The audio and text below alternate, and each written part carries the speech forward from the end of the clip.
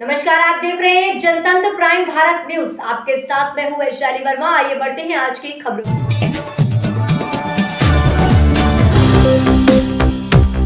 कोई खबर आपके अखबार में छपती है और वही खबर दूसरे अखबार में छपती है शब्द ब शब्द, तो ये माना जाएगा कि वो खबर नहीं विज्ञापन है। राइट? तो आपकी खबर खबर होनी चाहिए, आपका विज्ञापन विज्ञापन होना चाहिए। ये आपको, हाँ जी, अब भाई इसका मतलब ये नहीं कि थोड़ा बहुत शब्द परिवर्तित करके उसका भाव हम लोग पकड़ लेते हैं। भाई हम अध्यापक हैं भाई, ये समझो ना। तो हम आपको बता रहे हैं कि भाई आप भी शुचिता पूर्वक बर्ताव करें, जैसे कि हमसे अपेक्षा की जाती है और पॉलिटिकल पार्टीज और पब्लिक से की जाती है। तो ये चुनाव केवल उन लोगों का नहीं है, ये आप लोगों का भी और हम लोगों का सबका है। तो उस नजरिए से बात कही जा रही है। ठीक है, अब देखिए वो बात जो मैं कर रहा था, आइए आगे।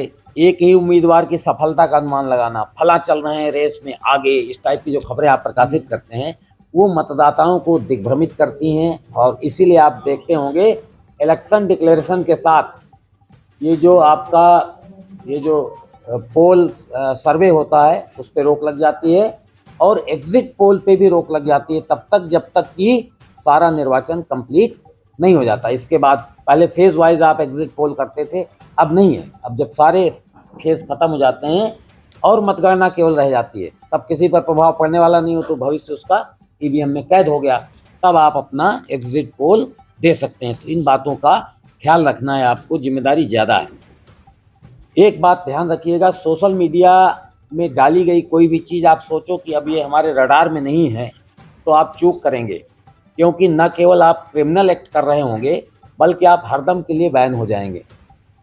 जो दंड मिलेगा वो अलग है, और ये किया जा चुका है चंदौली के केस में और कहीं दूसरी जगह के केस में। गलत खबर प्रकाशित किया सोशल मीडिया में ईवीएम को लेकर और उनको लेकर क्रिमिनल मुकदमा हो गया। और मैं आपको बता दूं, इसके लिए स्टेट नोडल ऑफिसर की तैनाती पुलिस के द्वारा की जा चुकी है, जो आपके कंटेंट को ब्लॉक करने के लिए, डिलीट करने के लिए संज्ञान लेकर, जिस भी आपके प्लेटफॉर्म में ये है, यूट्यूब, व्हाट्सएप, जिस पे भी है, तो वो सोशल मीडिया का जो भी प्लेटफॉर्म है वहाँ से बैन तो होगी, आपका पर्पस डिफीट करेगा, उसका खंडन आएगा। लेकिन इतना काफ़ी नहीं कि आपने एक शैतानी कर दी और निकल गए, उसको लेकर क्रिमिनल कार्रवाई भी हो जाएगी। तो ये नया एक बात है जो समझने की ज़रूरत है।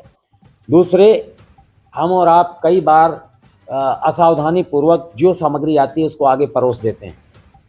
आपको आया, आपने उसको आगे भेज दिया।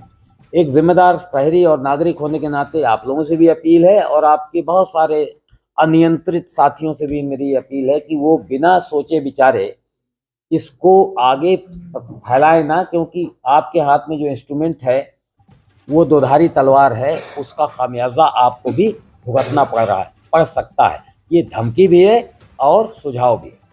आप बचे रहें, इसलिए मैं सुझाव देता हूं। आप करोगे तो धमकी है, मैं छोड़ूंगा नहीं। आप पकड़ में आओगे तो कार्रवाई हो जाएगी। आपका मतलब जो आपके ऐसे लापरवाह साथी हैं, अगर आप उनमें से हैं तो अपने को भी उसमें शामिल कर लें, नहीं है तो कोई बात नहीं। एक और बात है,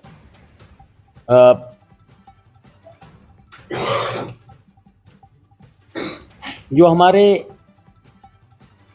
प्रेस के लोग हैं, मतलब प्रिंटिंग प्रेस के लोग, हालांकि आप लोग उससे जुड़े नहीं, लेकिन जानकारी के लिए मैं बता दूं, क्योंकि आप उसको खबर की तरह प्रकाशित कर दोगे तो हमारा लाभ होगा।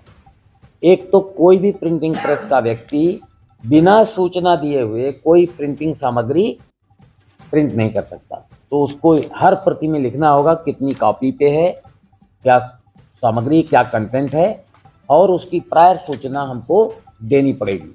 तो ये हम उनको भी, सारे प्रिंटिंग प्रेस को भी सूचित कर रहे हैं, ताकि हम उसको इलेक्शन के खर्चे के नज़रिए से उसे बुक कर सकें। नहीं कि आपने एक पंपलेट छपवाया और कितने पंपलेट छपे नहीं मालूम, तो आप शो कर दोगे 10,000 और छाप लिया आपने 10 लाख, तो उसमें वो हाँ, वो संख्या उसमें आना आवश्यक है। तो ये आपसे डायरेक्टली रिलेटेड नहीं, लेकिन कुछ साथी ऐसे हो सकते हैं जिनका अखबार का प्रिंटिंग प्रेस हो और साथ साथ ये काम भी होता हो, ऐसा हो सकता है। तो मैं इसलिए ये बात को मैंने यहाँ पर कह देना उचित समझा।